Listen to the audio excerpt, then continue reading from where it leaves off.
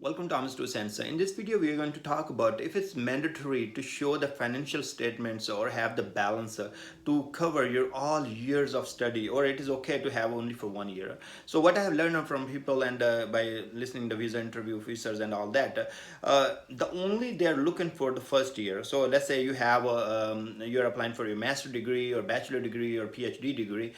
If your financial documents, let's say your sponsorship letter from your uncle, your father, or anybody, and the bank statement shows enough money for 1 year, that's going to be plenty of it.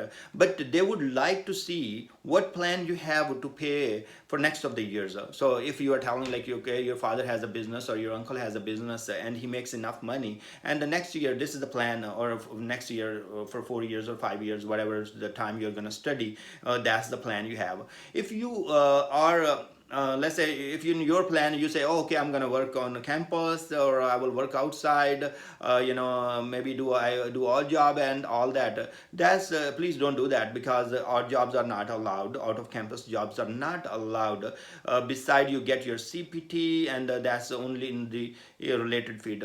Related field. So sometimes it is hard to get the CPT on right away, find a job and all that. So don't do that. Always try to have a plan from your actual sponsorship. So tell them like, okay, this year he has let's say your total expenses are 25,000, and you have a bank statement of 30,000, and your uncle has a business from last many years. He's a very stable businessman. He has other resources, or your father has other resources, or your dad is going to get all loan, and you have pre-approval letter for the loan, and that you can use for next year. So have all those plans in your head and write it down, and when you need to explain him all the details. So if you have money for 1 year, that's good, and then whatever the plans you have for next year's, that's how you are gonna tell the visa officer, and he will be okay. But it's your responsibility to convince him with your plans and show that you have strong belief, like you will be able to sponsor yourself with your whatever, whoever is gonna sponsor you.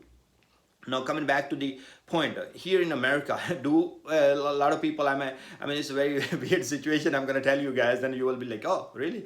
So a lot of people, when they have even kids are coming from the high school out, so think about their kids are around 18 years old, do they have enough money to give them like, okay, here you go for $30,000 and go to school and you are all good to go.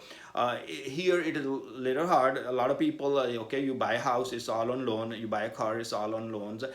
Some people even have their own student loans and they were not able to pay in 20 years. So they make a plan for 30 years to pay their loan. So visa officers, they also, they do not make tons of money, and they are the very normal people. So they, they would know the situation, like coming up with the let's say your total education expenses are $100,000. Having $100,000 as a cash money in the bank account in America is a dream. So I can tell you, like, I have not met really maybe one friend or two, and they don't have maybe kids, they don't have a whole lot of responsibilities, they have really great jobs, and those are the people like maybe they have $100,000 as a cash in their account. But rest of all those people, normal people like me and others, it is very hard to have even $10,000 in the bank account, because you have all those mortgage you have to pay on the house, you car bills, insurance and everything. So having if somebody asks you, like, even in here in America, we are sending our kids, can you pay their whole lump sum fee? No, it's hard.